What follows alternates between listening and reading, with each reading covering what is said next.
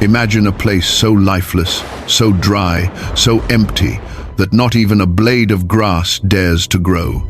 A land so silent that the only sound is the wind whispering over cracked, sun-scorched earth. No people, no shade, no water, just heat, sand, and solitude. It is hard to believe that this very ground, this forgotten valley tucked between lifeless hills, would one day become the heart of the Islamic world. The place where millions would turn their faces in prayer day and night. The sanctuary of the Kaaba. But every story has a beginning, and this one begins long before the call to prayer ever echoed through the air. Thank you for joining us on Islamic Insight. From which part of the world are you watching this video? Let us know in the comments. And if you love learning about Islam through powerful storytelling, make sure to subscribe to the channel and stay connected. Now let us dive deeper into the journey that shaped the sacred house of Allah. To understand the Kaaba, we must go back not just years, but thousands of years into the life of one of the greatest men to ever walk this earth, Prophet Ibrahim, peace be upon him. He was not born into comfort or belief. He was born into a society drowning in idol worship, where stone and wood were bowed to and feared. Even his own father was a maker of these lifeless idols. But from a young age, Ibrahim questioned everything. He watched the stars rise and fade. He saw the moon come and go. He observed the sun as it blazed and then disappeared. None of these, he realized, could be a true God. And so he turned to the Creator of all things, the one who never sets, never fades, never fails. Allah. When the truth settled in his heart, Ibrahim declared it openly, even if it meant standing alone. He spoke against his people's false beliefs. He challenged their idols, and when they could no longer silence him with arguments, they tried to burn him alive. A blazing fire was lit so massive, so terrifying, that even birds in the sky fled from the heat. But when they threw Ibrahim into the fire, something miraculous happened. Allah said to the flames, "O fire, be cool and safe for Ibrahim." And just like that, the fire lost its fury. Not a hair on his body was harmed. This was not just a rescue, it was a sign. Allah was with him. After this, Ibrahim left his people behind, guided by revelation and trust. He journeyed through lands and years, eventually marrying Hajar, a woman of deep strength and faith. Together, they had a son, Ismail. And with the birth of this child, Allah's plan began to unfold in a new and unexpected way. One day, Ibrahim was commanded to do something that would test every part of his soul. Allah told him to take Hajar and baby Ismail to a place far away, a barren valley. No people, no food, no water, just sand and stone. Ibrahim obeyed. Picture the scene. A man walking through the endless desert, holding his wife's hand, carrying his infant son, led only by divine command. He stops in the middle of this lifeless land, and without a word, begins to turn and walk away. Hajar, confused and afraid, calls out after him, "Oh Ibrahim, where are you going? Why are you leaving us here?" But he does not respond. She repeats her question, each time more desperate than the last. And finally, she asks the one question that matters. "Did Allah command you to do this?" Ibrahim, with his heart breaking, replies softly, "Yes." And with that answer, she stops. She nods, and she says the words that would echo across time. "Then he will not abandon us." Left alone in a land without shelter, without food, with only her baby and her faith, Hajar sat beneath the scorching sun. The water Ibrahim left with them ran out. Her baby began to cry in hunger and thirst. The desert offered no mercy. In a desperate attempt to find help, she climbed the nearby hill of Safa, searching the horizon. Nothing. She ran down, crossed the valley, and climbed the opposite hill, Marwa. Still, nothing. But she did not give up.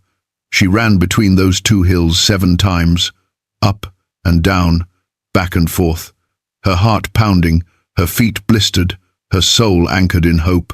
And then, just as she reached her limit, Allah's mercy came rushing forth. At the feet of baby Ismail, the earth cracked open.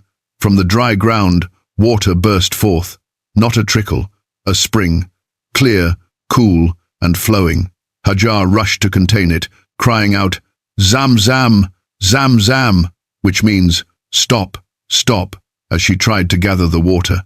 This spring was not just a gift of survival, it was a miracle, a mercy, a sign that this place, once forgotten, had now been chosen. Soon after, birds began circling above the spring. A passing tribe noticed, realizing water had been found in a land they believed was dead. They settled near it, with Hajar's permission. What was once an empty valley became the foundation for a future city. Life began to bloom. Ismail grew among them, becoming strong, wise, and deeply connected to the worship of Allah. The spring of Zamzam still flows today, and every drop is a reminder not just of a mother's love and struggle, but of Allah's mercy that answers desperation with ease. This was no coincidence, it was preparation. They are revelation, commands, guidance from Allah Himself. In this dream, Ibrahim saw himself sacrificing his beloved son, Ismail. It was not a metaphor, nor was it symbolic. It was about the willingness. Allah called out, "O Ibrahim, you have fulfilled the vision," and a ram from paradise was sent down as a ransom, a substitute for Ismail. The moment became sacred. It became the foundation of the ritual of sacrifice practiced by Muslims around the world to this day. But more than that, it became a defining moment in the story of trust. Ibrahim and Ismail had passed the test. They had shown the world what it means to say, "We hear and we obey." This event, this act of near sacrifice, was not the end. It was preparation. Because what was coming next was not just a command. It was a divine commission to raise on earth the very house of Allah. Not a place of kings or armies, not a monument of worldly power, but a structure so simple, yet so sacred, that every prayer would be directed toward it until the end of time. Allah chose Ibrahim and Ismail for this mission, not because they were builders, not because they had the tools, but because they had the hearts, the sincerity, the obedience. And so, Allah revealed to Ibrahim the location of the sacred site. It was not chosen randomly, it was divinely appointed. Allah says in the Quran, "And when we designated for Ibrahim the site of the house, saying, 'Do not associate anything with me, and purify my house for those who perform tawaf and those who stand in prayer,' the site was marked, the ground was holy, and the time to build had come." Imagine the scene. A prophet in his old age and his young son beside him, lifting stones from the earth, their hands scraped and dusty, their backs bent, their hearts beating with awe and purpose. They were not building for fame. They were not crafting for glory. They were fulfilling a sacred duty. Every stone they placed was an act of worship. Every movement carried divine weight. And as they worked, they made a prayer, not one of pride, but of humility. Those present heard it, and those yet to be born heard it. And even now, centuries later, people continue to respond to that call. Every time someone says, "Labbaik, Allahumma labbaik," during Hajj, they are answering the call of Ibrahim. This house was not merely a place of worship, it was a place of submission, a place of unity, a place where all distinctions fall away. No matter your color, your language, your status before the Kaaba, all are equal. It was built on sacrifice, obedience, and love for Allah. The hands that raised it were guided not by blueprints but by revelation. The foundation it rests on is not just stone but sincerity. And today, when you see millions walking around the Kaaba, you are seeing the legacy of that moment. You are witnessing the answer to that ancient call. You are witnessing a miracle that never stopped. Because it was never about the building, it was about the story behind it. A story of a father and a son. A story of sacrifice and trust. A story that still lives on in every prayer, in every Hajj, in every soul that turns to face it 5 times a day. The house of Allah had been completed. Stone by stone, prayer by prayer, the Kaaba stood firm and unshaken in the heart of the desert. But it was not just a physical structure that had been raised, it was a symbol, a sacred point of connection between the heavens and the earth. Ibrahim and Ismail had not only obeyed, they had offered their hearts to the task, pouring sincerity into every moment of that divine labor. Yet, as the dust settled around the newly built house, another task remained. It was not enough for the Kaaba to simply exist in the middle of the barren land. The world needed to know. Mankind needed to be called to it.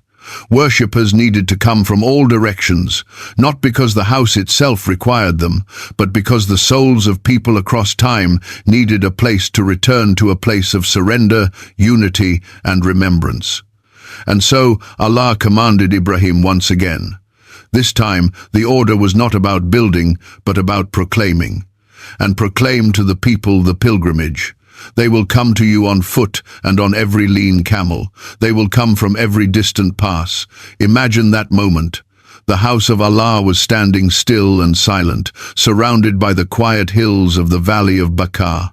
Not a city, not a crowd, just a father and son standing before the empty plains. Ibrahim, already aged, with the lines of experience etched across his face, looked out across the horizon and obeyed without question.